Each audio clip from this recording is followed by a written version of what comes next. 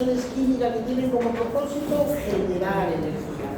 Todos los sistemas, todos los aparatos y sistemas y los procesos convergen en formar energía.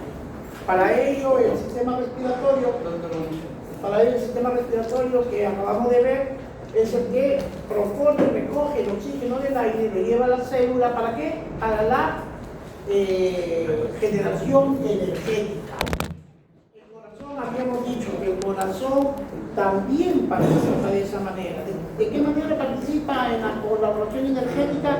Es el responsable de imprimirle a la sangre una fuerza que garantice esa columna de líquido sanguíneo recorra por todo el cuerpo. Si la sangre no se mueve, se acabó la vida. Si la sangre llega insuficientemente, no se forma energía. Entonces, habíamos visto de que el corazón es un órgano hueco que tiene 4 cavidades que dividen corazón derecho e izquierdo. Habíamos hablado de una circulación mayor y de una circulación menor. Habíamos hablado del impulso nervioso, que era parte de las capacidades cardíacas, la excitabilidad, la conductibilidad y la contractilidad. ¿Qué es la excitabilidad? Es la capacidad para generar impulsos nerviosos. ¿Qué es la conductibilidad? Capacidad del corazón para conducir el impulso. ¿Y qué es la contractilidad? La capacidad del corazón de responder al impulso. Habíamos hablado rápidamente del impulso nervioso que se generaba en el nódulo sinoauricular, aurículo ventricular, adefis, rama derecha, rama izquierda y Purkinje. Y les dije, tomen nota, espero que estén leyendo y lo que leyeron van a entender que las vías internodales o las vías interauriculares, anterior, medio, posterior, Weissman, Westergaard y Torel, ¿no es cierto? No son de naturaleza de tejido de producción. Es el resultado de un conjunto de células musculares auriculares que se especializaron en conducir el impulso nervioso. Habíamos hablado parte del efecto del impulso nervioso que generaba apertura de los canales iónicos en la membrana. Eso permitía un ingreso y salida rápida de iones, generando la despolarización que se traduce como contracción. Un potencial de membrana y un potencial de acción, ejerciendo el potencial aproximadamente 105 milivoltios, ¿no es cierto? Por otra parte, habíamos recordado de que había, cuando el impulso nervioso, el seno auricular genera el impulso, llega al aurículo ventricular, había un freno, entre comillas, fisiológico, un retardo fisiológico. ¿Quién lo generaba? El tejido nervioso auriculo ventricular. ¿Cuánto demoraba? 0,16 segundos. ¿Para qué lo demoraba? Para darle tiempo que las aurículas llegaran a los ventrículos. Por otra parte, habíamos hablado, por eso el corazón tiene que verlo de varias mecánicas, desde la mecánica como bomba, ¿cierto? Es una bomba hidráulica, mecánicamente. La sangre entra a través de las aurículas ventriculares, perdón, a través de las válvulas auriculoventriculares y sale por las válvulas simoideas, ¿no es cierto? Y eléctricamente, lo que acabamos de hablar, el origen del impulso nervioso, del nódulo sinoauricular, del sistema de conducción, la velocidad del sistema, el retardo fisiológico. Y ahora vamos a hablar sobre los tiempos de la fase del ciclo cardíaco, entendiendo al ciclo cardíaco como el sístole diástole. ¿Se acuerdan? Ventilación, inspiración, expiración. Ciclo cardíaco, sístole diástole. Ese sístole va a tomar un tiempo, ese diástole toma un tiempo. Y hablamos de un tiempo de duración del ciclo cardíaco. ¿Y qué es igual a qué? Nadie ha leído nada. A 60 sobre la frecuencia cardíaca. Oye, ahora chicos vamos a hablar rápidamente sobre las válvulas cardíacas. Las válvulas cardíacas son las puertas que permiten la entrada de la sangre al corazón. Las válvulas cardíacas se dividen en auriculoventriculares y las válvulas cardíacas semilunares, llamadas también sigmoideas, la aórtica y la pulmonar. Adelante. Las válvulas cardíacas, las auriculoventriculares, tricúspide y mitral, impiden el flujo retrógrado de los ventrículos a las aurículas. Las válvulas tienen un solo objetivo, tienen que guiar unidireccionalmente a la sangre. La sangre es unidireccional, de la aurícula al ventrículo no puede regresar. A eso se refiere. Impiden el flujo retrógrado, retroceder, regresar, no se puede. porque es la misión de quién? De las válvulas. Impiden el flujo retrógrado desde los ventrículos a las aurículas en sí. El cierre de la válvula es por un gradiente de presión retrógrado. Empuja la sangre hacia atrás, retro atrás, y abre por gradiente de presión anterior. ¿No es cierto? Ahora, los músculos papilares es de la valva. Habíamos dicho que las valvas, la tricuspidia, que se expliqué, ¿no es cierto? Era la cúspide de tres valvas, tricuspidia, que miran a la aurícula. La concavidad mira a la aurícula, la tricuspidia derecha. En la válvula izquierda se llama bicuspidia mitral, ¿cierto? Y estas son las cuerdas tendinosas. Y las cuerdas tendinosas son proyecciones de quién? De los músculos papilares que van a formar parte del miocardio. Un infarto me mata el miocardio, me mata las células papilares y se acabó la función de las cuerdas tendinosas. O un paro cardíaco, un choque. Hay ruptura mecánica de alta presión, ruptura de las cuerdas de las válvulas cardíacas. Lo que yo quiero es que entiendan para que analicen, chicos. A ver, para la vulgaridad en ejemplo. ¿Han visto un paracaídas? ¿Cierto?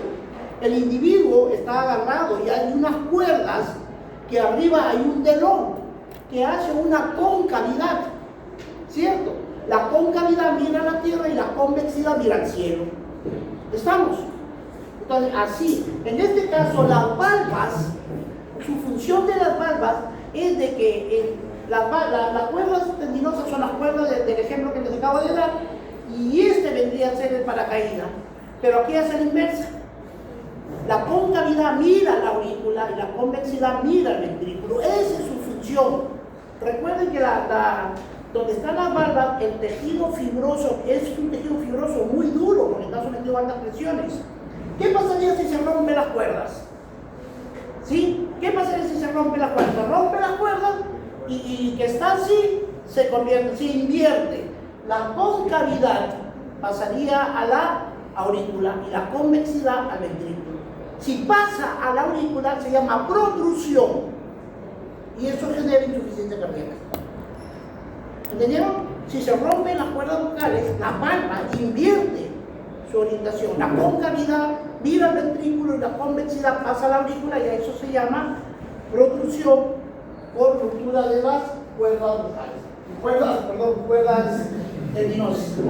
Entonces, dentro de las válvulas, la aurícula ventricular, tricuspidia y mitral. Aprovechando el nombramiento de estas válvulas, son los responsables del primer ruido cardíaco. ¿Cierto? La onomatopeya del corazón es dum dum, dum dum, dum dum, dum dum. El segundo ruido es más fuerte. El primer ruido es más lento. El primer ruido se origina por el cierre de las válvulas auriculoventriculares. Y el segundo ruido se genera por el cierre de las válvulas simoideas. ¿Estamos? Muy bien. Las válvulas semilunares, llamadas también aórtica y pulmonar. Semilunares, llamadas también sigmoideas. Ya les he dicho y lo repito, en medicina cuide es la sinonimia. De ahí les van a poner en el examen pregunta, si las válvulas sigmoideas, ¿qué son? No las estudié. Son sinónimos semilunares, es hablar de aórtica y pulmonar. Impiden el flujo retrógrado. ¿Cuál es la función fundamental de las válvulas cardíacas? Mantener la unidireccionalidad, impide el retroceso. El cierre de las sigmoidales impide que la sangre de la arteria pulmonar y aórtica se regrese al ventrículo. Y el cierre de las aurículas ventriculares impide que la sangre regrese de los ventrículos a las aurículas. Muy bien. Impide el flujo retrógrado de las arterias a los ventrículos medianos. Hay una elevada presión de las arterias, cierran las válvulas. Precisan un flujo retrógrado para su cierre. ¿No es cierto? Es como si suponiendo que ese es el ventrículo, esa es la aorta, sale y la columna de sangre llega hasta la pared y por inercia regresa. Pero en ese momento se cierra la válvula. Por más presión que tenga por el lado de allá, no lo va a abrir. ¿Entendiendo? A ese sentido, es unidireccional. El orificio pequeño, mayor opresión salida de la sangre. ¿Han visto que regan con la manguera? Están regando. ¿Qué pasa si ponen el dedo pulgar ahí y lo aprietan? Si yo lo cierro, le cierro el círculo, produzco la estenosis. El agua sale con mayor presión. Guarden esa relación. Si disminuye el diámetro de un tubo, ¿qué pasa con la presión? Aumenta. Cierre y eyección rápida de los bordes que sufren una abrasión mecánica, base de tejido fibroso flexible para soportar presión del flujo retrógrado y anterógrado. Quiere decir, donde están insertadas las válvulas, suponiendo que la puerta de la válvula, este marco que sostiene a la válvula es un tejido fibroso, muy duro, porque tiene que soportar altas presiones. Ahora, miren chicos, el corazón como órgano necesita nutrirse, ¿cierto? ¿Cuál es el objetivo de la nutrición? Proporcionar oxígeno y nutrientes. ¿Para qué? Para la formación energética. Sin energía no hay procesos celulares, no hay procesos enzimáticos, no hay procesos digestivos, no hay procesos de lo que queramos valorar. Entonces, el corazón exige también ser irrigado para que le den oxígeno y nutrientes. Estas son las arterias que irrigan al corazón. Las arterias que irrigan al corazón. La coronaria derecha y la coronaria izquierda. Supongo que en anatomía ya lo llevaron. Solamente te recuerdo esta postura. Karateka no. El lado izquierdo, la coronaria izquierda, irriga la parte anterosectaria. ¿Sí? Y de aquí mismo, de la misma izquierda, se genera una arteria como circunferencia, pues se llama circunfleja, porque da la vuelta sobre el surco auriculoventricular. Y la arteria coronaria derecha va a irrigar la parte posterior del corazón. Tanto la anterior como la posterior salen arterias marginales, segmentarias, que todo el sistema se queda irrigado. Esto es importante recordar más adelante cuando veamos el electrocardiograma. Muy bien, seguimos. Entonces ya hemos dicho, los ruidos cardíacos, el primer ruido cardíaco se origina por el cierre de las válvulas auriculoventriculares, epicondria y inducida. Al final de la sístole, el tono es bajo y prolongado. Esa es su característica del primer ruido. ¿Cuál es su característica? De tono bajo y prolongado. Y el segundo ruido, en la hematopedia de dum-dum, dum-dum, dum-dum, el segundo ruido se origina por el cierre de las válvulas semipulmonares, aórtica y pulmonar, al final de la sístole. Vibración del líquido circundante hace que el tono sea más elevado, pero un poco más corto. Los volúmenes de eyección. Estos conceptos son importantísimos que lo entendamos.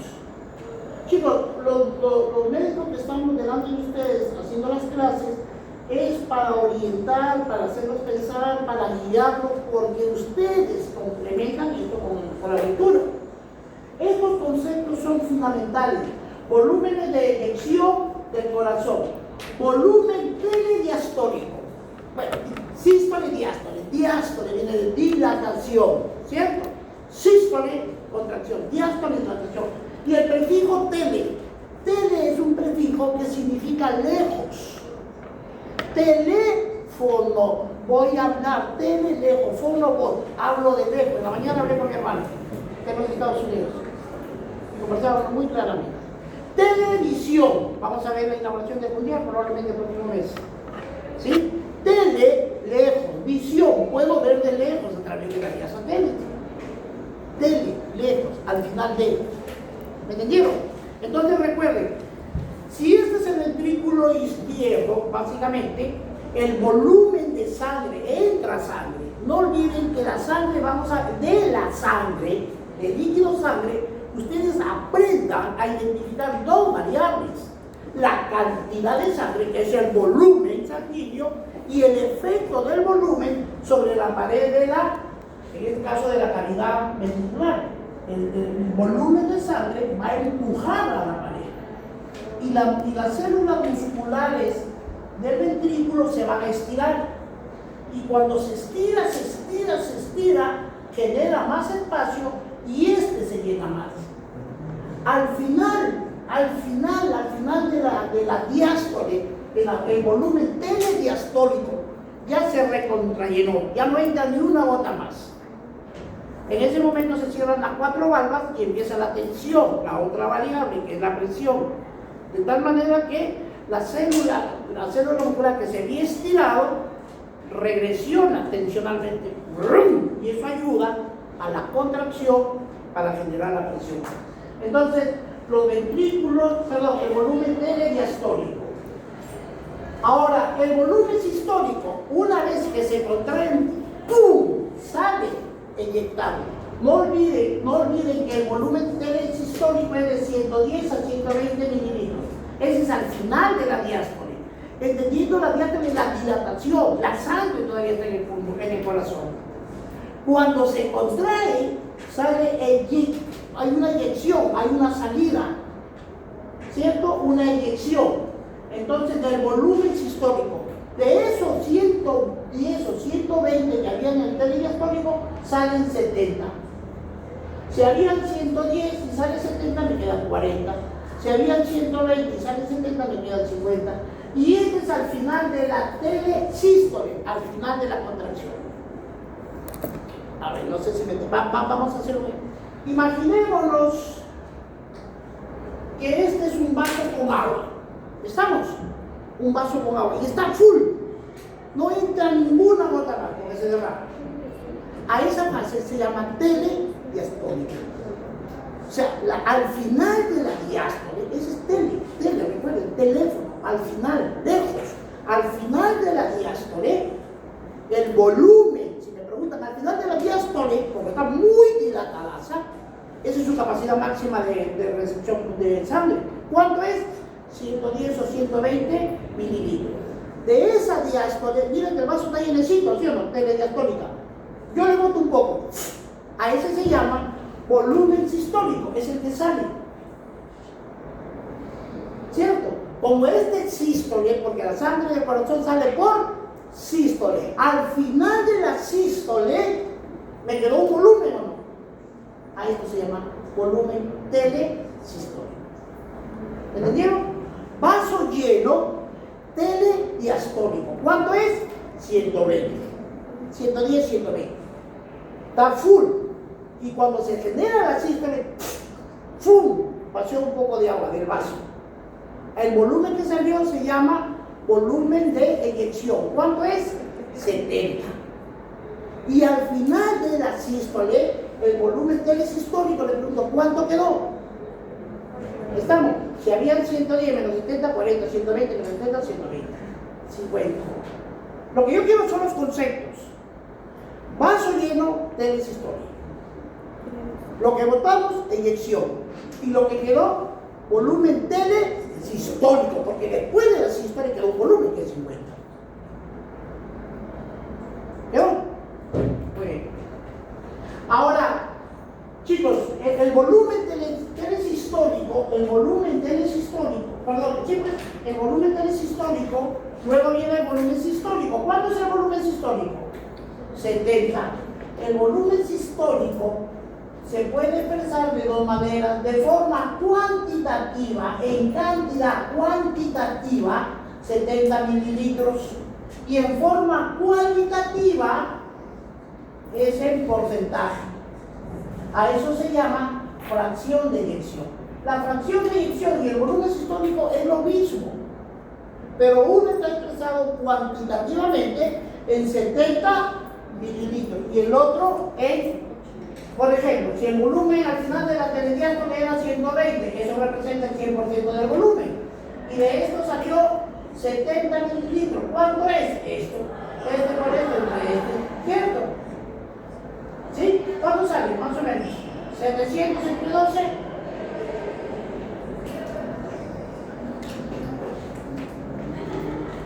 58 y pico, ya. Ahí lo redondea, en 60. Yo quiero conceptos. ¿Entendieron? No confundan, sería tonto que estén perdiendo preguntas solamente porque no comprendieron el concepto. Al final de la diástole el volumen es 110, 120. El volumen de contracción es el volumen sistólico. Ese volumen que sale lo vamos a medir de dos formas: cuantitativamente 70 mililitros Y si lo mido en porcentaje, se llama presión de eyección. El 60% del volumen total del telediastólico se me salió en promedio. 58, 60, 62 más o menos. ¿Me entendieron? Muy bien.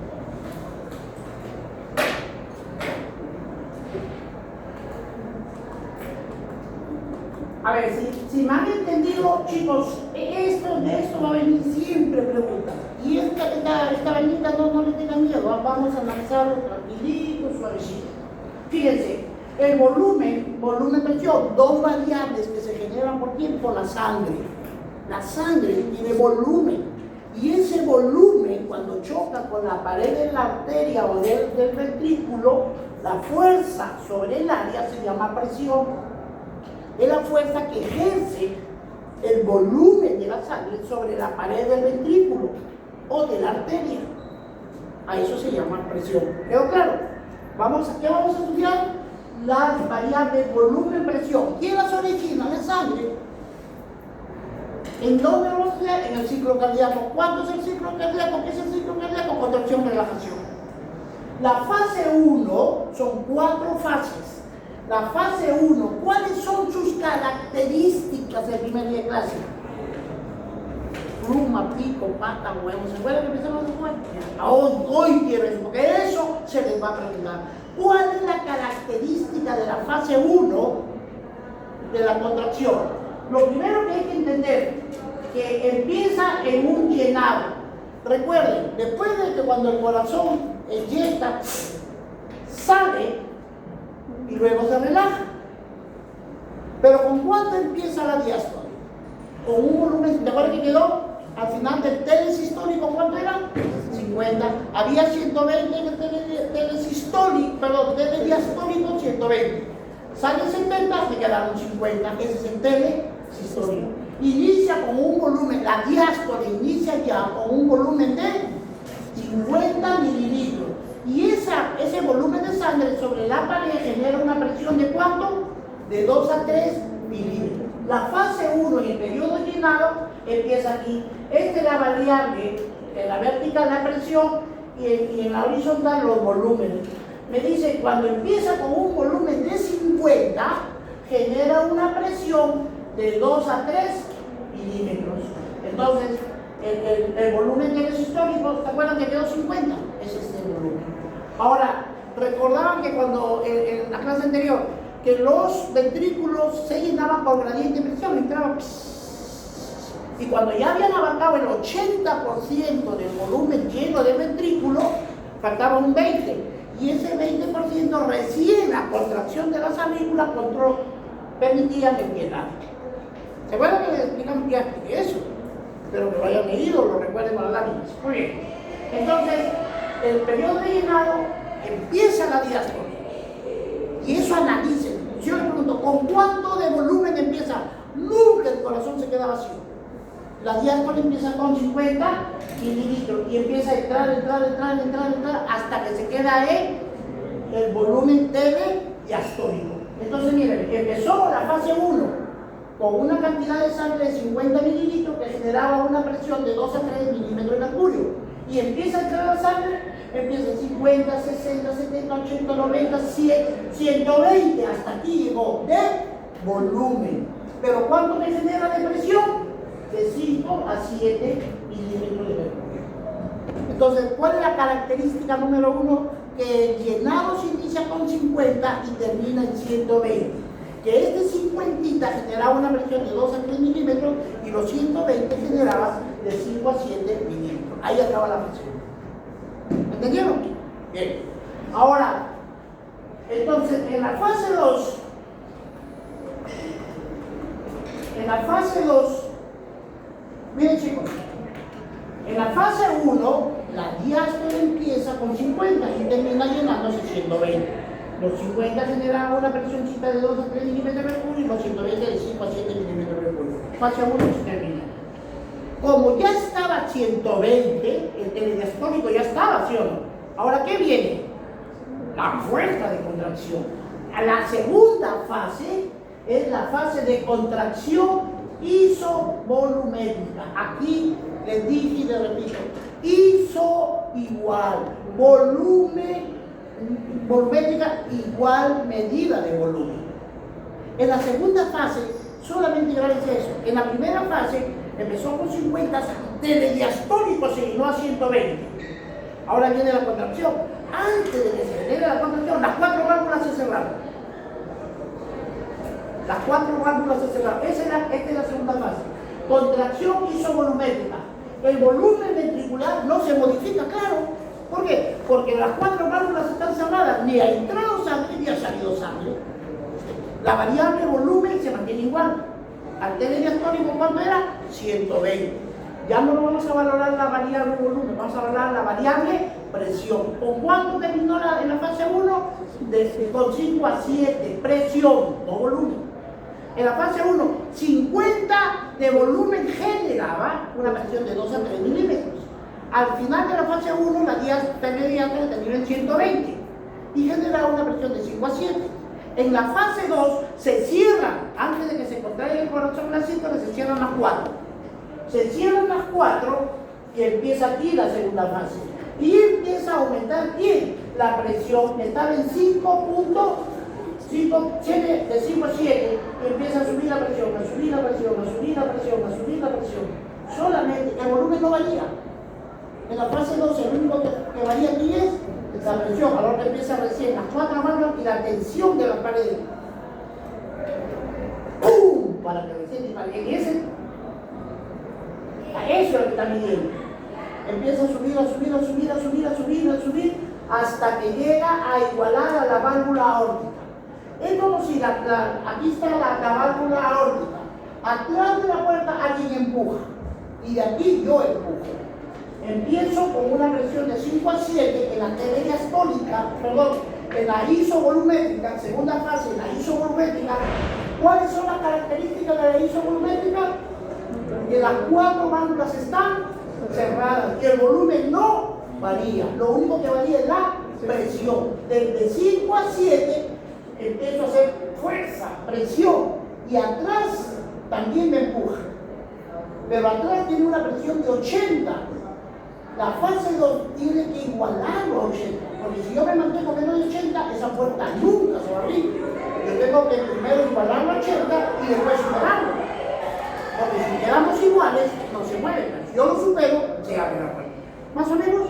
Entonces empieza a subir, a subir, a subir, a subir, a subir. ¿Hasta cuánto? Hasta 80. Porque 80 es la fuerza de resistencia de la válvula aórtica. ¿Estamos? Entonces, en la fase 2, contracción isovolumétrica, el volumen ventricular no se modifica porque las 4 válvulas están cerradas ni entran ni salen. Las válvulas cerradas, aurículo ventricular y las semilunares. Esa es la característica. Isovolumétrica. ¿Cuál es la característica? Que las 4 válvulas están cerradas y el volumen no varía. El único que varía es la presión. De 5 a 7 se dispara hasta 80. La fase 2. En la fase 3,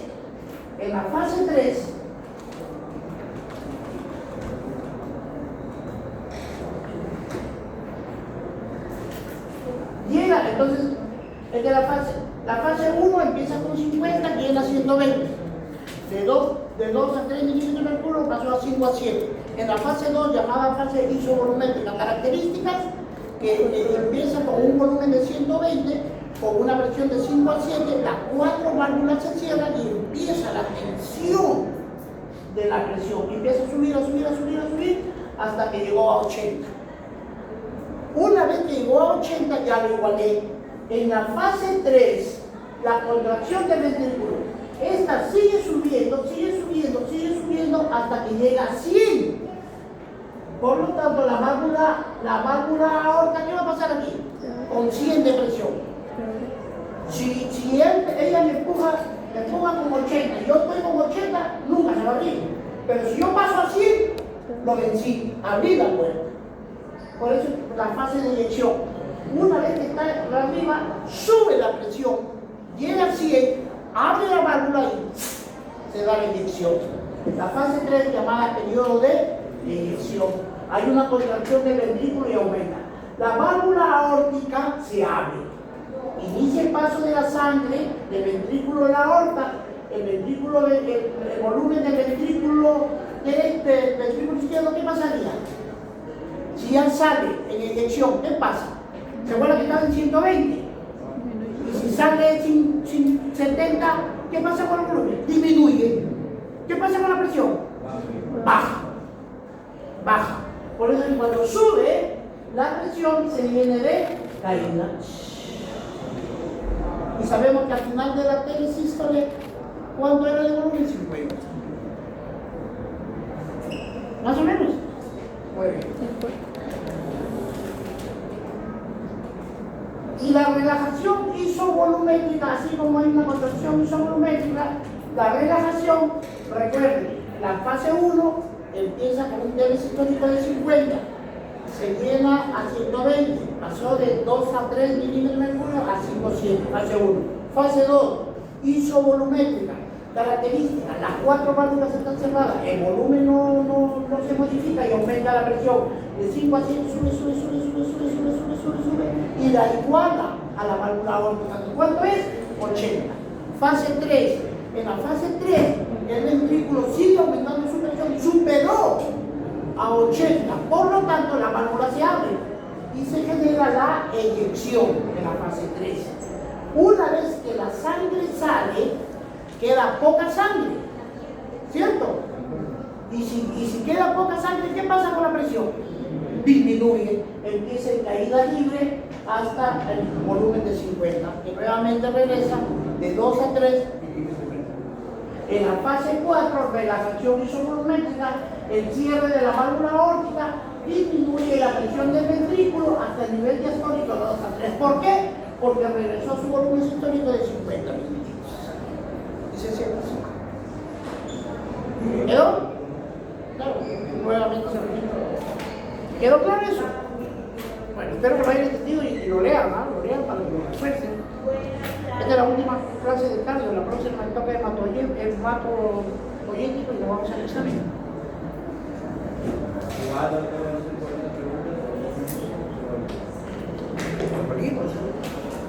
Ya lo dije el primer día, chicos, el sílabo y la Biblia. Nadie puede cambiar la regla del juego. Por eso que cuando vamos a empezar, cuando estamos en la facultad, acá porque son particulares, que ustedes son más. En la Universidad Nacional, compadre, recogieron de puta, nos ponían cosas que creían que eran situaciones abuelas. Y por cualquier lado te ganábamos. Una vez un pata de la San Martín en Lima formó el Centro Federado de la Facultad de Medicina. Puta, machotes de un pata. Hasta que lo siguieron, lo pusieron al filo de la navaja. Ya se desanimó. Entonces, entendieron esta parte. Continuamos, chicos. Ahora, el trabajo cardíaco. ¿Cuál es la función del corazón? Imprimirle a la sangre, a esa columna líquida que es la sangre, tiene que imprimirle una fuerza para que corra todo el cuerpo en un minuto. ¿Se acuerdan del gasto cardíaco? Que era igual a la frecuencia cardíaca por volumen sistólico. El gasto cardíaco es igual a 5 litros por minuto. Esa es la fuerza que el corazón tiene que imprimirle. Entonces, ¿qué es el trabajo? Es la fuerza por la distancia. Yo le digo al doctor, agárrate un peso, un saco de 50 kilos de arroz, échate en el hombro, camina de aquí a 200 metros. El peso o la fuerza más la distancia, si multiplico esa variable, fuerza por distancia genera trabajo. Si a un burro lo paro aquí y le lleno 2 sacos en cada lado, cada uno de 50 kilos, 2 sacos acá y 2, ¿cuántos sacos son? 4 por 50, 200 kilos, y lo hago caminando 1 kilómetro. ¿Es trabajo? Teóricamente sí, pero recuerden que el trabajo se reserva solamente para la actividad humana. Los animales generan fuerza motriz, ¿cierto? Entonces, si le consideran trabajo público, tendrían que pagar. Bien, entonces aquí el corazón va a ser un trabajo, porque le tiene que imprimir una fuerza. Imagínense que la sangre está en una columna, es como una capsulita. El corazón le tiene que imprimir una fuerza para que corra todo el cuerpo en un minuto. Es la fuerza por la distancia que va a hacer. Ese es por un lado. Y la otra es la energía cinética del flujo sanguíneo, la energía que utiliza para acelerar la sangre hasta su velocidad de eyección, para abrir las válvulas semilunares, aórticas y pulmonares. Esta es la energía, estas son las dos formas de gasto energético para imprimir movimiento y recorrido de la sangre. ¿Estamos? Muy bien, trabajo cardíaco. La energía cinética representa 1% y el trabajo cardíaco 99% de toda la energía que utiliza el corazón para imprimir velocidad a la columna de sangre. ¿Qué es la precarga y qué es la poscarga? La precarga es todo, es el grado de presión. El miocardio espera una presión. El miocardio, ¿no es cierto? Endocardio, miocardio, epicardio. El miocardio tiene una presión cuando empieza a contraerse. Es la presión telediastólica cuando el ventrículo ya se llenó. La precarga, es cuando le entra volumen al corazón, al ventrículo, ¿cierto? Estaba en 50 hasta cuando empieza a llenar, cuando llega, entra el volumen, que se llama diástole, ¿cierto? Porque la sangre entra al corazón en diástole. Llena, llena, llena. Y todo ese volumen le genera una presión al miocardio. Así como yo empujo, el miocardio tiene que responder. Entonces, la presión que genera el miocardio por el aumento del volumen sanguíneo se llama precarga. ¿Y la precarga de qué va a depender? Del llenado del corazón, porque es en el llenado donde se van a dar los volúmenes. ¿Quedó claro? Esa es la precarga. Y la poscarga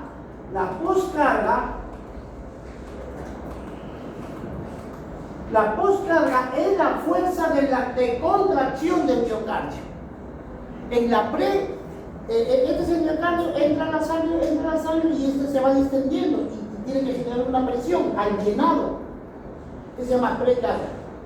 Y la poscarga es la fuerza de contracción que el miocardio tiene que generar para sacar la sangre. A eso llamamos poscarga. La fuerza de contracción que el miocardio ejerce sobre una carga de volumen sanguíneo es la presión que ejerce contra la aorta cuando sale del ventrículo y la resistencia.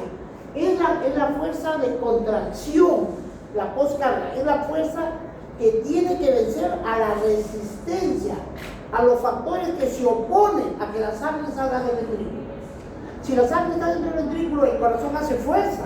¿Quién se opone? ¿Quién se resiste a que salga la presión? Uno, la presión de la válvula aórtica. Y dos, la resistencia arterial periférica. ¿Se acuerdan cuando conversamos algo del ejemplo de las mangueras de bombero? Que eran planas y que cuando venía la columna de agua, ¿no es cierto? Conforme la pasaban, abrían las paredes y el agua pasaba. Pero las paredes que estaban pegadas, había resistencia, se resistían para que pasara la columna de agua. Los vasos sanguíneos también se resiste para que pase la columna de sangre. Tanto la resistencia de la aorta como de la presión sistémica arterial, esa suma de fuerzas que se opone y el corazón tiene que vencerlo, es lo que representa la poscarga.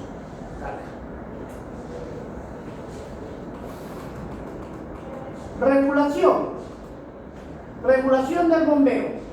Miren chicos, habíamos dicho cuando una persona está en reposo, el corazón bombea de 4 a 6 litros de sangre por minuto. Ya habíamos dicho, el promedio del gasto cardíaco 5 litros. Varía de 4 a 6, promedio 5 litros por minuto. En ejercicio intenso, bombea 4 a 7 veces más la cantidad. El reposo es como un carrito. El reposo, el corazón trabaja, pero es como si manejaran de forma lineal. El reposo bacán. Pero cuando el cuerpo humano se pone en ejercicio, el corazón trabaja más. Es como si pretendiéramos conducir el carro, pero en pendiente. El carro hace más fuerza para subir. ¿Estamos? A eso se refiere. Cuando una persona está en reposo, el corazón está livianito, está recto, no trabaja mucho, está descansadito, está acostumbrado a ese nivel. Pero cuando la persona se somete a hacer la actividad física, demanda mayor cantidad de oxígeno y nutrientes, es como si el corazón lo hiciéramos subir o conducir por una pendiente, gasta más. Eso le genera un bombeo de 4 a 7 veces más para satisfacer la demanda de oxígeno, de nutrientes, para generar energía en el momento que está ejercitando. La regulación intrínseca de bombeo. El volumen, los cambios de volumen de la sangre fluyen hacia el corazón a través del mecanismo de Frank Starling. Ya vamos a ver Frank Starling. El control de la frecuencia cardíaca del bombeo por el sistema nervioso autónomo. Ya les he dicho, todos los órganos internos, todas las vísceras internamente están comandadas por el sistema nervioso. Y habíamos dicho que el sistema nervioso periférico se dividían en dos partes. El sistema nervioso periférico voluntario, llamado también somático, mediado ¿por qué? Por los 31 pares raquídeos. Y el otro sistema era el sistema autónomo, involuntario. La voluntad no domina. ¿Cierto? Si yo le digo levanten el brazo derecho, todo el mundo levanta el brazo derecho, están gobernados ¿por qué? Por el sistema nervioso voluntario somático, mediado por los pares tranquilos, 31. En cambio, el involuntario no obedece a la voluntad, es autónomo. Es el sistema simpático y parasimpático. El simpático es el que acelera y el parasimpático es como el que frena, se regula, no se opone, se regulan entre ellos y mantienen el equilibrio. Entonces, ¿quién gobierna el sistema cardíaco? El sistema nervioso autónomo, simpático, parasimpático. ¿Cierto? Habíamos visto alfa 1, alfa 2, receptores que están en la vez pasada. La base molecular de contracción. La vez pasada conversábamos algo, chicos, que habíamos dicho cuáles eran las proteínas que estaban relacionadas con la contracción cardíaca. La miosina y la actina. ¿No es cierto? En las clases anteriores hemos hablado. La miosina era una proteína, la actina es una proteína fina, y la miosina era una proteína un poquito más gruesita. Y la proteína es la miosina, la que genera el gancho, ¿no es cierto?, para empuñar a la cara, y entre las dos se contrae. Esas son las bases moleculares de la contracción cardíaca. ¿Por qué se contrae el corazón? Fundamentalmente por dos proteínas contráctiles. ¿Cómo se llama? Actina y miosina.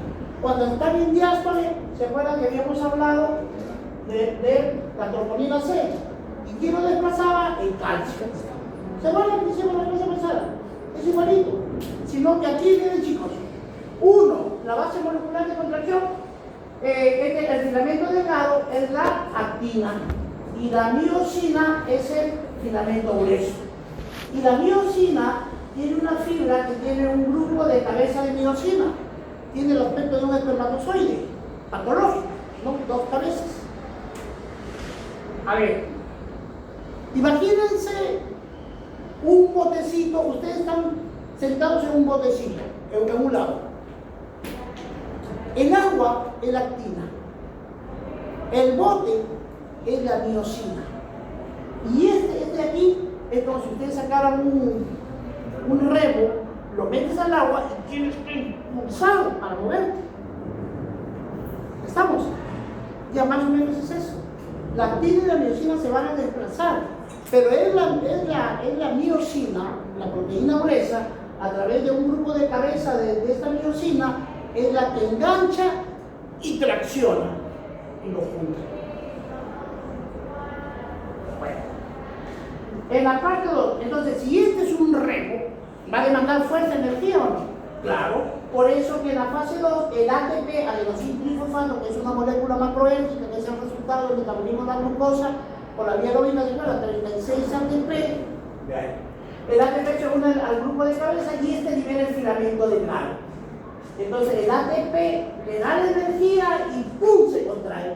Pero como empezó con ATP, se rompe un enlace, se hidroliza un enlace, se libera energía y pasa de trifosfato a difosfato. Y luego el puente cruzado de actina a miosina se forma un nuevo sitio de filamento delgado y nuevamente empieza la contractura. Eso genera la atracción, se atrae, se contrae el grupo cabeza de reposición y la actina se desplaza respecto al filamento grueso en menos de 10 nanómetros. Y ese ciclo se repite. ¿Sí? ¿Queda claro? ¿Cuál es la fase molecular de la contracción cardíaca? Está mediada por quién? Por las proteínas contráctiles, actina y miosina. El mecanismo de Frank-Starling. Bien, chicos, el mecanismo de Frank-Starling. La capacidad del corazón de adaptarse a diferentes volúmenes. El corazón es el contracapo. Le llega poca sangre y trabaja. Entonces, le llega poca sangre. Y si se pone en ejercicio, le llega más cantidad de sangre y más rápido, a mayores presiones, y el corazón se adapta. Llega poca, lo regresa. Si hay más, se estira y lo regresa. A esa capacidad de adaptación se llama la ley de Frank-Starling. No es otra cosa que cuando llena el volumen de sangre, estira a las fibras de las paredes del ventrículo. Y cuando estas se estiran, tienen que regresionar. Y a la hora que regresan con la misma intensidad que fueron estiradas, se contraen con la misma fuerza. ¿Han visto unos resortitos así chiquitos cuando jugaban? ¿Han visto esos resortitos que venían en la pizarra? Unos resortes pequeñitos. No sé si lo vieron. Bueno, antes habían y uno jugaba así. Bueno, se regresaba. Bueno, si yo le estiraba, se regresaba con fuerza. Es como un jeve, como una resortera. Tú vas a disparar. Mientras más lo estiras, más fuerte es el regreso. Pero, ya, más o menos eso. Sino que yo quería con el resorte siguiente. Cuando yo lo estiro el resorte, se estira, a la hora que se va estirando, me genera espacio, se llena de sangre. Y a la hora que se contrae, la sangre sale. Llega el momento que lo someto a tantas presiones, que ya no regresiona. Pierde su capacidad de regresión. Se estira, pero ya no regresa. Pierde su elasticidad la fibra. Y a eso se llama insuficiencia cardíaca. A ello reza Frank-Starling. Dice, es la capacidad del corazón de adaptarse a diferentes volúmenes de sangre que le pueden llegar. Cuanto más se distiende el músculo cardíaco durante el llenado, mayor es la fuerza de contracción. Sí, como lo estira, ¡pum!, lo suelta, regresa. Mientras más lo estira, más fuerte regresa. Es una ley directamente proporcional. Pero si a ese corazón yo lo someto a un trabajo permanente de manejo, es como si una persona, si todos los días le somete fuerza a los brazos, todos los días, en 4 meses se mantiene un cholazo musculazo o hipertrofia. Igual le sucede al corazón. Lo sometemos a muchas presiones, se hipertrofia, pero su calidad de músculo es malo. Mientras más músculo sale el corazón de tanta fuerza que hace, más débil se vuelve. ¿Estamos? Mayor es la cantidad de sangre que se bombea ahora. El enunciado fisiológico, el corazón bombea toda la sangre que le llega de las venas. Todo. Estamos en esa capacidad. Entonces, frente a circunstancias momentáneas, circunstanciales, el corazón responde muy bien. Pero si yo lo someto a un corazón, a una presión permanente, como en el caso de los pacientes con hipertensión que no toman su medicina, lo hacen trabajar demasiado el corazón. Se llena mucho volumen. Después de 5 a 10 años, entre comillas, pierde la capacidad de distensibilidad de las fibras y pierde su capacidad de fuerza de retorno. Ahí se entra en la fase que se llama insuficiencia cardíaca. Bien, chicos, ahorita rapidito nomás pienso dar ese electrocardiograma, ¿ya? Habíamos conversado para darlo solamente con los colegas de... Vamos a darle rapidito aquí, ¿hasta qué hora tenemos? 4:20, ¿no? Vamos a correr, pues.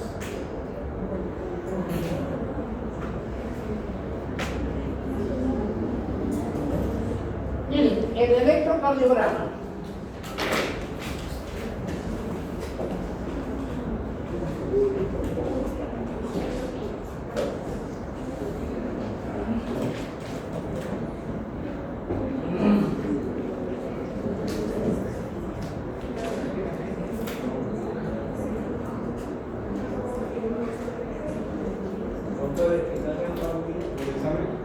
¿Perdón?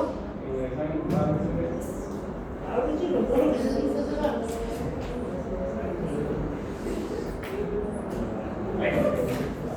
Bien, las diapositivas también, sino que el orden, para mi parecer, no están en el orden. Pero rapidito, miren chicos, ¿qué es el electroencefalograma? Ya les he dicho, si no saben el concepto, no saben nada. ¿Qué es? Y cuando responden a la pregunta, ¿qué es? Ese es el concepto. El electrocardiograma es la representación gráfica de la actividad eléctrica del corazón. El electrocardiograma es la representación gráfica de la actividad eléctrica del corazón. El aparatito que genera estas gráficas se llama electrocardiógrafo. Y el electrocardiógrafo usa un papel, y ese papel es una cuadrícula, es un papel cuadriculado. ¿Estamos? Entonces, lo primero que quiero que entendamos es esto.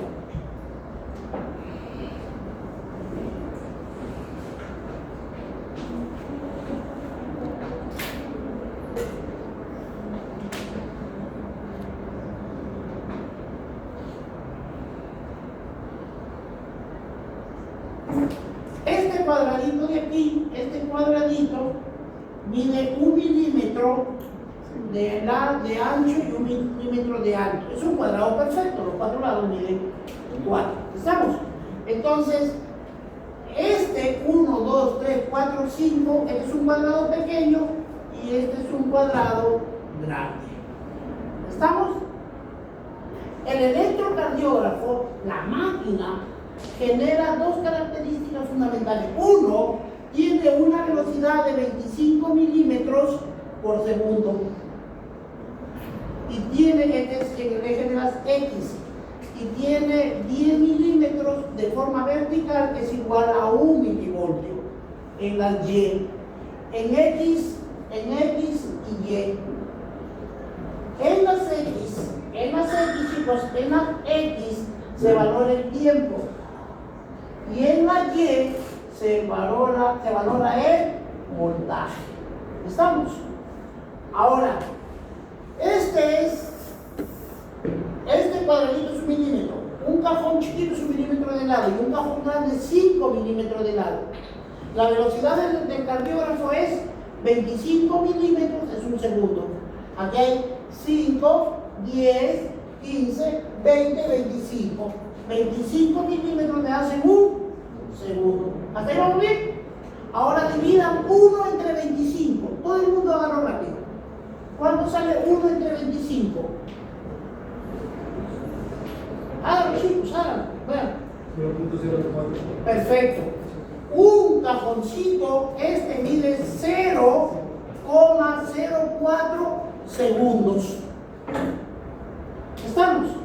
¿Cuántos cuadrados hay en 25 milímetros? ¿Cuántos cuadrados grandes hay en 25 milímetros? 5. 5, 10, 15, 20, 25. ¿Cuántos cuadrados grandes? 1, 2, 3, 4, 5. Porque cada uno tiene 5. 5 por 5, 25. ¿Estamos? Dividan 1 entre 5. ¿Cuánto sale? 0,20 segundos. Como este mide 0,20, 0,20, 0,20, 0,40, 0,60, 0,80, 1 segundo. Como este es 0,20, yo lo divido entre 5, ¿cuánto sale 0,20 entre 5? 0,04 segundos. Yo quiero que lo analicen, no lo memoricen, se van a olvidar. ¿Quedó claro? Recuerden, es una cuadrícula. El cuadradito chiquito tiene 1 milímetro de lado y el cuadrado grande tiene 5 milímetros de lado. Eso es con respecto a la horizontalidad, que mide el tiempo, y en la verticalidad mide el voltaje. Acá hay 5 más, 5 más, 5 más, 5 más, 5 más. ¿Cuánto hay aquí? Acá hay 5 milímetros, ¿cierto? Un cuadrado grande, otro cuadrado grande, ¿cuánto es? 5 milímetros. 5 más 5, ¿cuánto es? 10 milímetros. ¿Cuánto vale? 1 milivoltio. Y si yo divido 1 entre 10, un cuadradito chiquito es igual a 0,1 milivoltio. ¿Quedó? Por el amor de Dios, háganlo en casa, practíquenlo, porque son ejercicios de contrafuerza, tanto tiempo por manejo, pero es fácil, chicos. Un poquito de intención, de ganas. Hasta ahí vamos bien. Muy bien. Entonces, si ya me entendieron esa partecita, de ahí ya corremos en esa página. Miren, lo que vamos a encontrar son la gráfica de la actividad eléctrica del corazón. Lo primero que tienen que entender es que siempre va a haber una línea así. Y esa línea se llama la línea isoeléctrica. Y en la línea isoeléctrica va a ocurrir lo siguiente.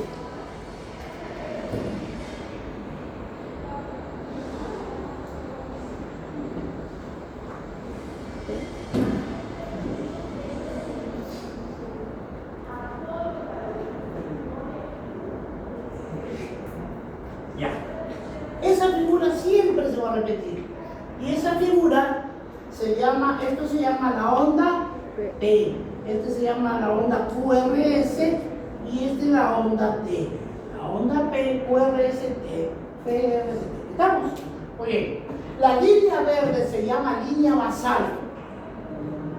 Se llama también línea isoeléctrica. Basal, llamada también isoeléctrica.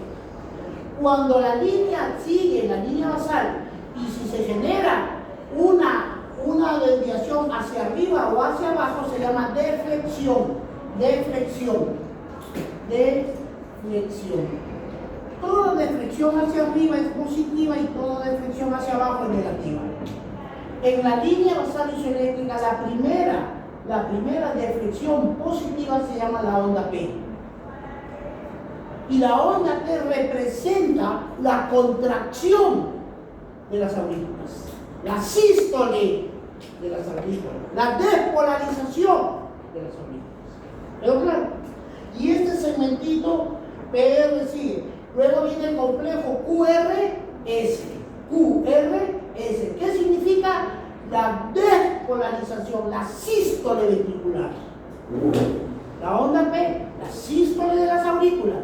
El complejo QRS, la sístole, la contracción de los ventrículos. La despolarización ventricular. ¿Estamos? Luego viene el segmento y viene la onda T, que representa la repolarización ventricular, la diástole ventricular. QRS, contracción del ventrículo. La onda T, dilatación del ventrículo. QRS, contracción del ventrículo. La onda T, la diástole, repolarización del ventrículo. La onda P, contracción de las aurículas. ¿Y dónde está la onda de relajación auricular? En el complejo QRS. ¿Existe o no existe? Sí. La respuesta es sí existe. Fisiológicamente nunca lo vamos a ver en un electrocardiograma normal. ¿Por qué? Por dos condiciones. Una, son sincrónicas. En el momento en que la aurícula se dilata, se contrae el ventrículo. Como el ventrículo tiene más masa cardíaca, genera una contracción eléctrica mucho más grande, con una relajación de la aurícula que es pequeña. Por lo tanto, la contracción del ventrículo aplasta a la repolarización auricular. Por sincronicidad, porque en el mismo momento y por diferencia de fuerzas notables. Por eso que fisiológicamente nunca vamos a ver. ¿Existe? La respuesta es sí. ¿Se ve? No. ¿Por qué? Por dos factores. Uno, por la sincronicidad, tanto de la repolarización de la aurícula y la contracción ventricular, y la fuerza energética que va a dar. ¿Quedó claro eso? Muy bien. Entonces, la onda P es la aurícula, es la contracción de la aurícula. Miren, durante la primera parte de la onda P, es así, chicos, se genera la onda P hasta la mitad.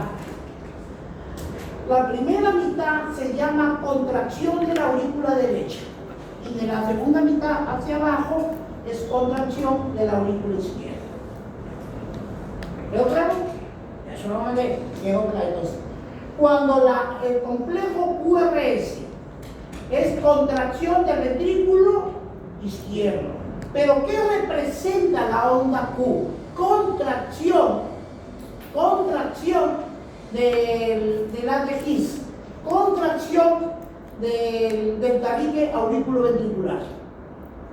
La onda Q representa la contracción del ventrículo del tabique auriculoventricular. La onda R es la contracción del ventrículo izquierdo.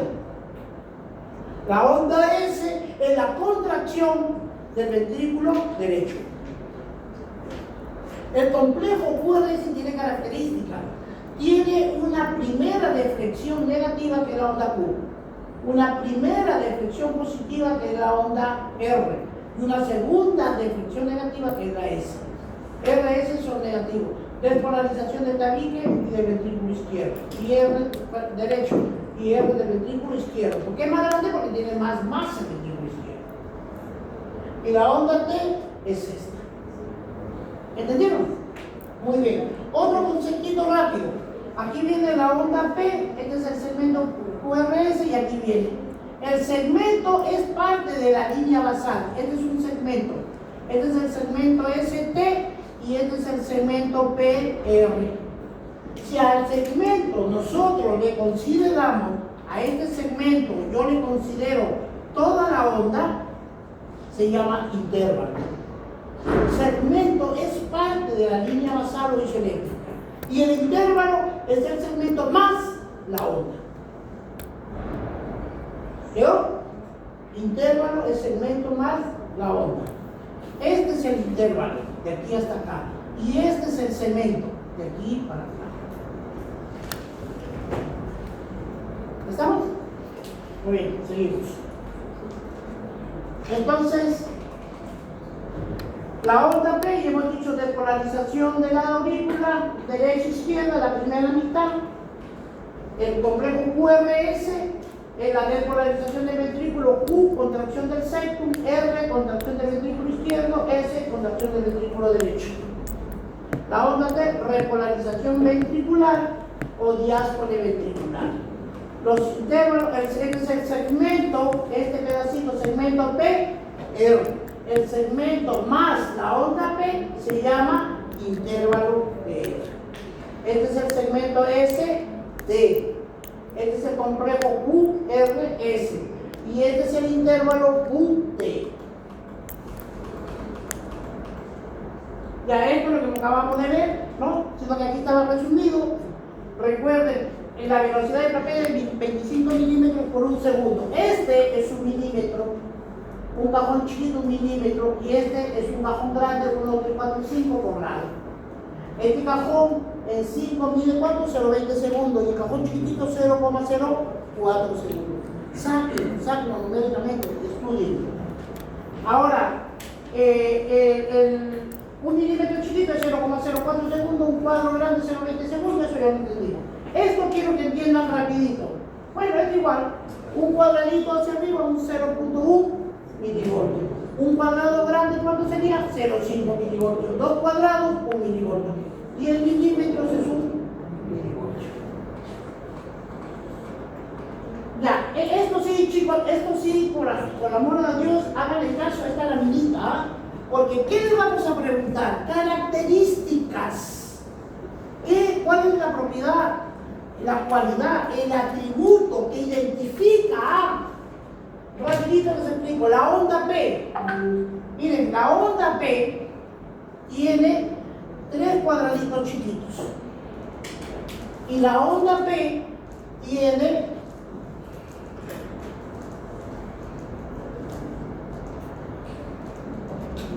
3 cuadraditos de base y 2 cuadraditos y medio de altura.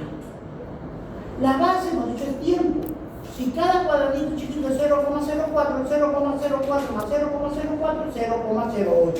Más 0,04, 0,12. ¿Cuánto dura la contracción de las aurículas?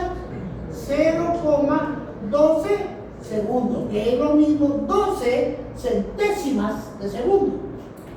¿O no?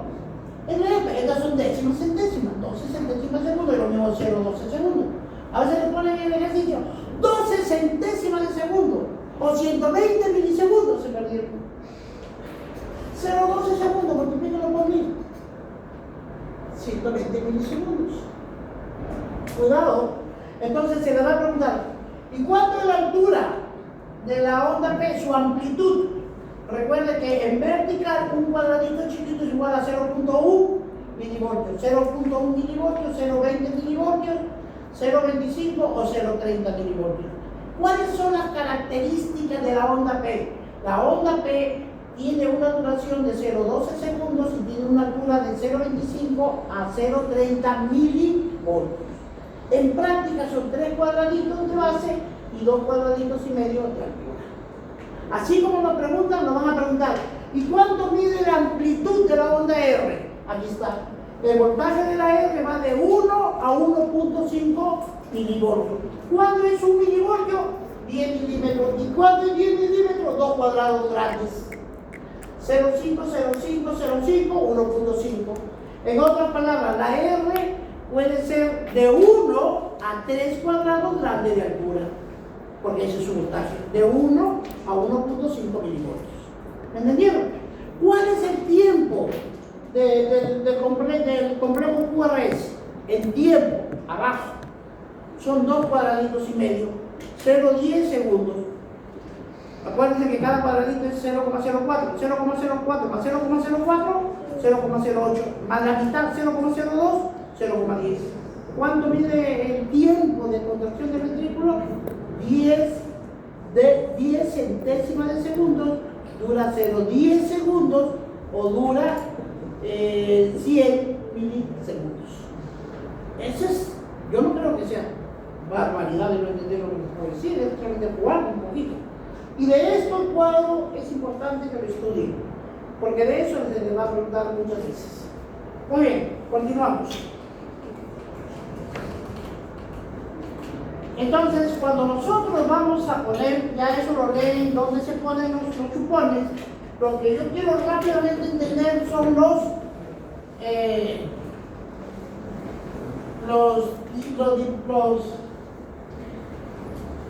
chuponcitos que se les va a poner, ¿ya? Los chuponcitos que se les va a poner son las derivadas que se les va a poner acá.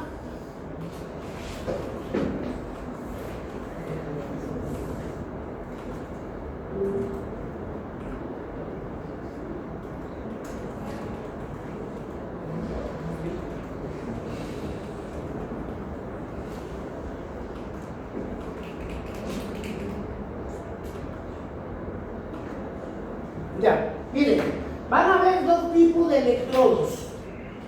Los electrodos monopolares y los electrodos bipolares. Y el otro grupo de electrodos son los electrodos precordiales.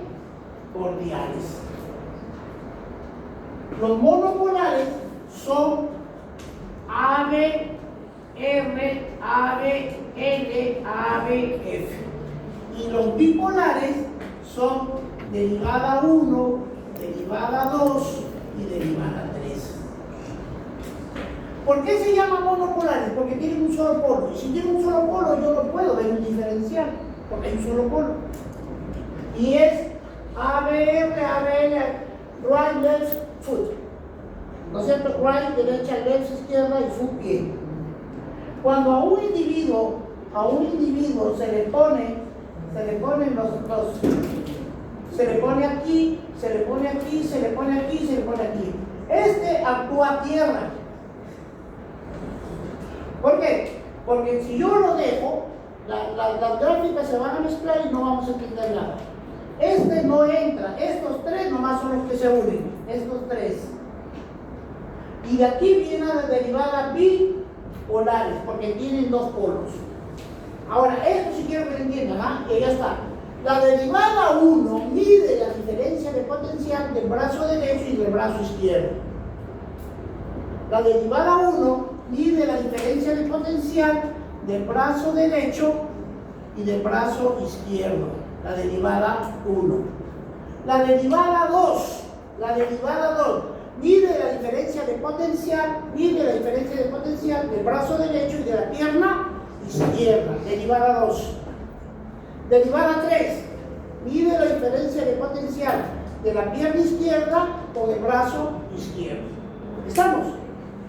Entonces, la derivada 2 mide la diferencia potencial del brazo derecho, ¿no es cierto?, con la pierna izquierda. Y finalmente, la derivada 3 mide el brazo izquierdo con la pierna izquierda. Recuerden esto, chicos, es importantísimo. La derivada 1 es negativo y el brazo izquierdo positivo. La derivada 2, brazo derecho con la pierna izquierda, es negativo el brazo, positivo el pie. Y el electrodo 3 es negativo el izquierdo y positivo el derecho.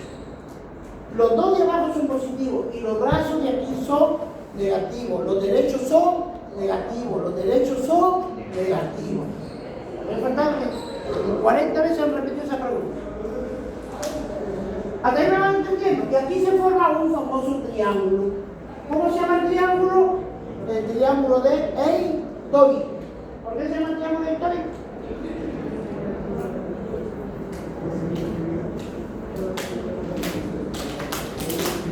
¿Por qué?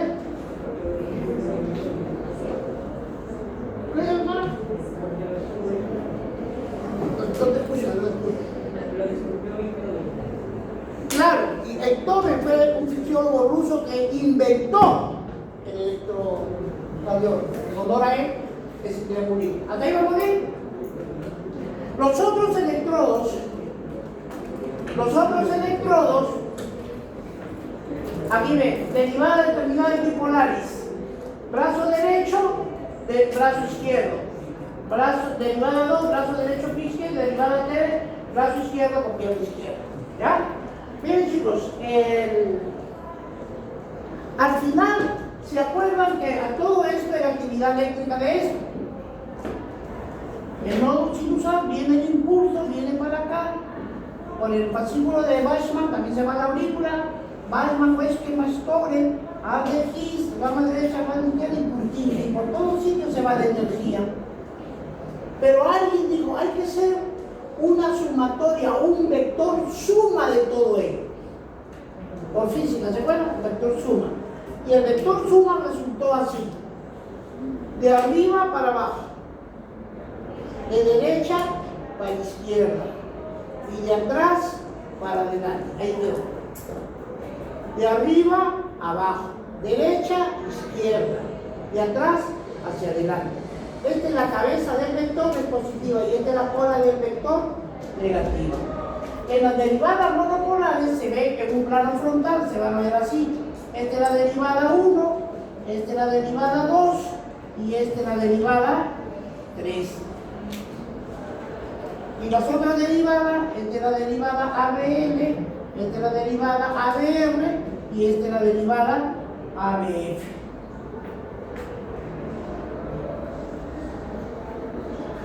Derivada ABF. Las derivadas bipolares hacen con esto ángulo de 60 grados y las monopolares 30 grados. Todo lo que es horario es positivo y todo lo que es antihorario es negativo. ¿Ya? Grábense esta figura. Ahora, y del corazón, el corazón de los precordiales, que son B1, B2, B3, 4, 5 y 6. Estas son precordiales, se ve en un plano, este se va a ver en un plano.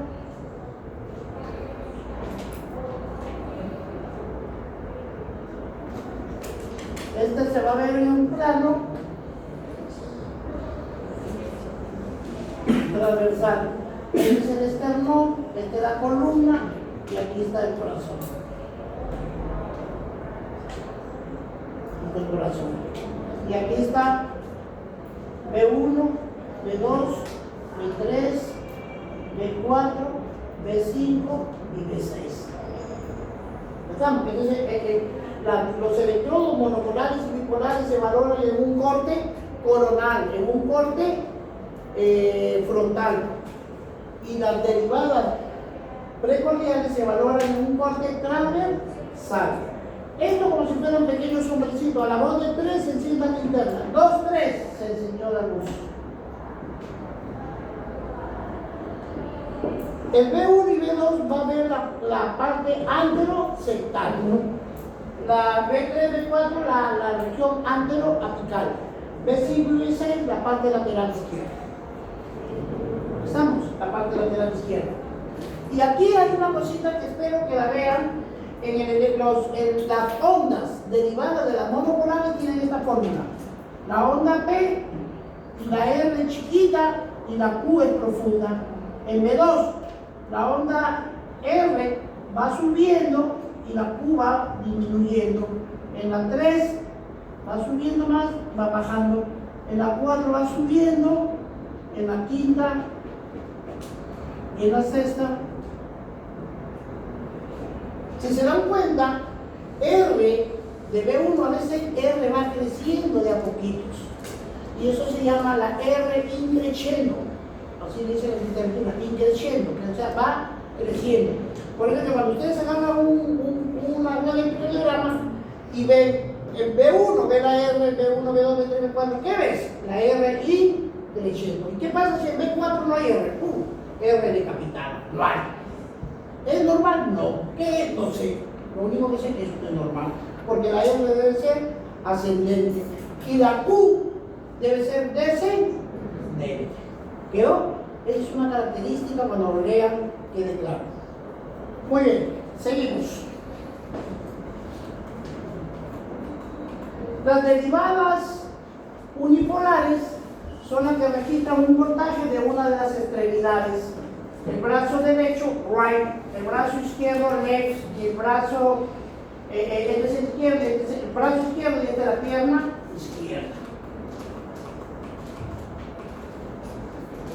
Las derivadas de extremidades unipolares, el registro mide una sola extremidad, por lo tanto no mide el diferencial, no mide diferencial. Los únicos que miden diferenciales son las bipolares.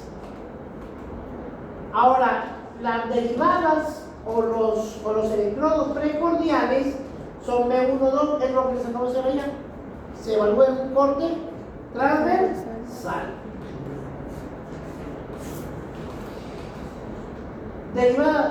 La derivada B1 y B2, ¿qué ve? La pared del centro. La derivada B3 y B4, ¿qué ve? La pared anterior. Y la derivada B5 B6, ¿qué ve? La pared lateral baja izquierda. ¿Se entiende, no? Si observa bien la figura, el lado izquierdo del corazón. Estas figuritas se las van a estar repitiendo siempre. Miren, la pared inferior, llamada también pared diafragmática. La pared diafragmática, si queremos ver si hay lesión o no, hay que ver en la derivada 2, ABF, derivada 3. En la pared anteroapical, B3, B4, anterosectal, B1, B2. La pared lateral baja, B5, B6. La pared lateral alta, D1 y ABL. Si yo hago esta superposición acá,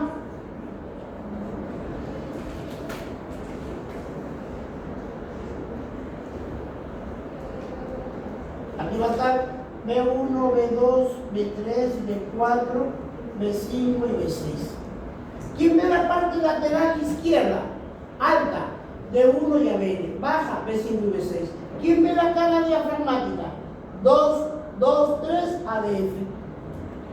¿Sí? En la cara anterosectal, B1, B2, anteroapical, B3, B4. Chicos, miren, en este esquema, que hacemos lo vamos a hacerlo aquí. Aquí está la derivada 2. Este es ABF. Este es derivada 3. Este es ABL y este es ABR. Habíamos dicho que el vector suma, ¿cuál es su orientación? De arriba a abajo, derecha, izquierda, de atrás para adelante. Siempre va a caer exactamente así. La cabeza del vector va a caer en la derivada 2 y la cola del vector va a caer en ABR. Por lo tanto, de aquí se desprende una característica. Todas las ondas de derivada 2 son positivas. y todas las ondas del ABR son negativas. ¿Por qué? Por el vector suma. ¿Entendieron? Cuando nosotros vemos a un impulso en movimiento, se supone, tú le tomas una foto, nosotros vamos a encontrar estas figuras.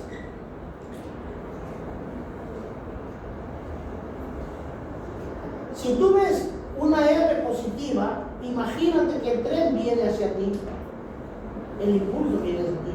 Si tú ves una negativa, significa que el impulso del tren se está alejando de ti. Y si tú ves una así, el tren está pasando perpendicularmente a ti. ¿Estamos? A eso significa. Este cuando se aleja, este cuando se acerca y este cuando lo ves, por favor, muy bien, seguimos.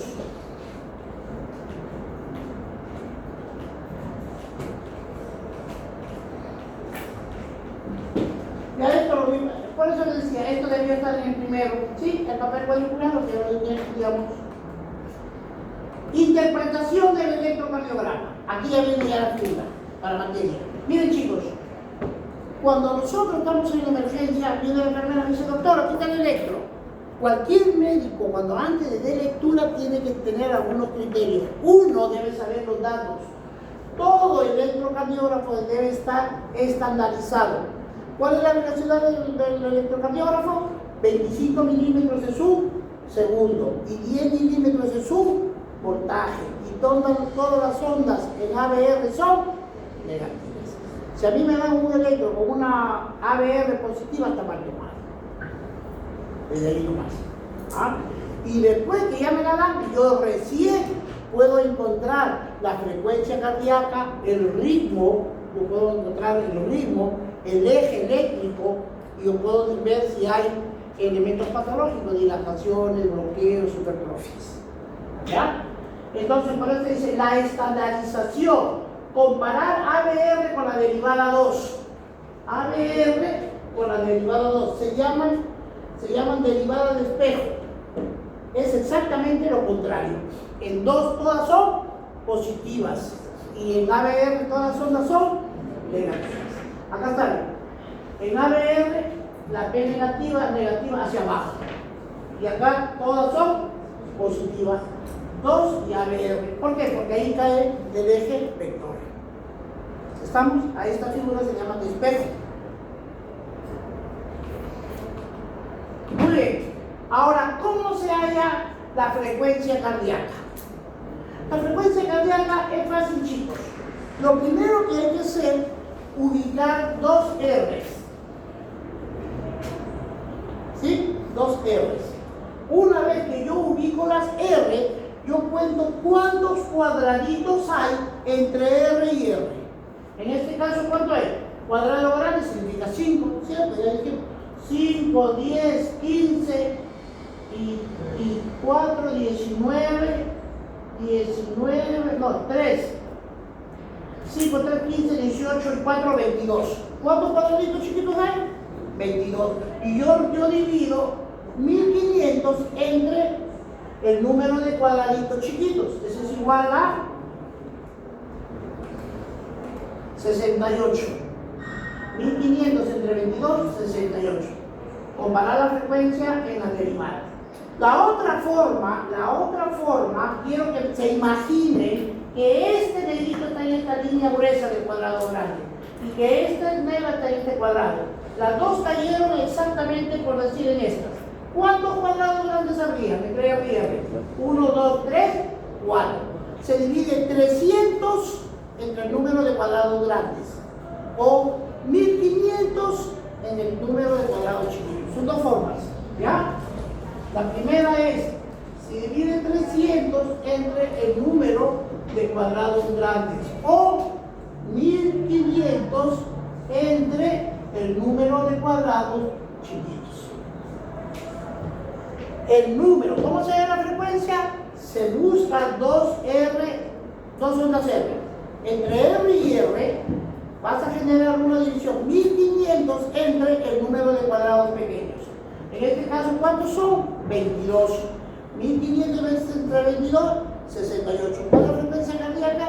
68 latidos por minuto. ¿Entendieron? Muy bien, seguimos.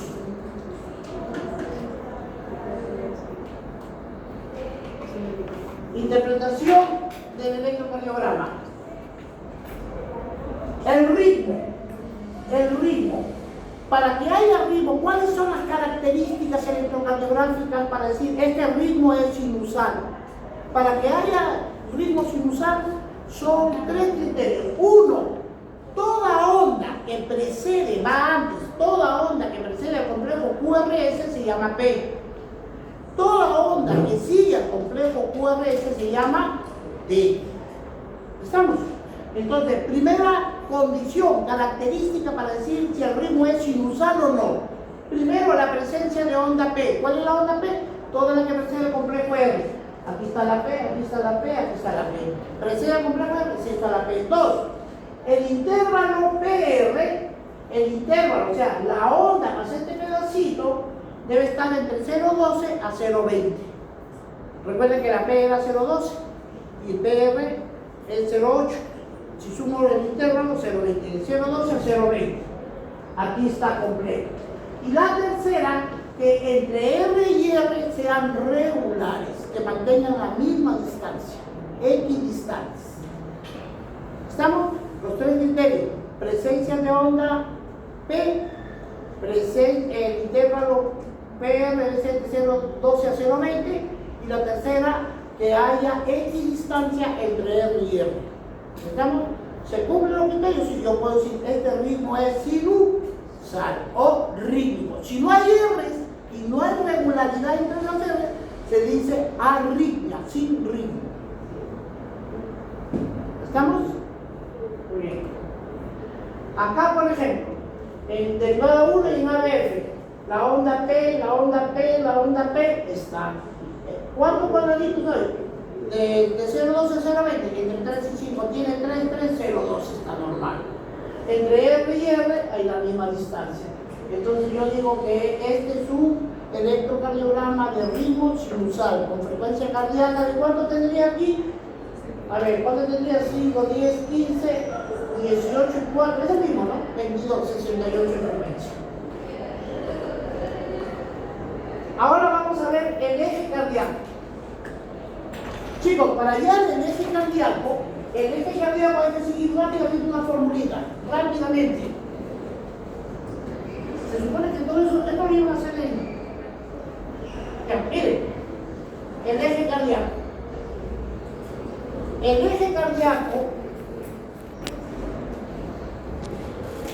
eje cardíaco, este es el cuadrante superior, izquierda-derecha, inferior, izquierda-derecha.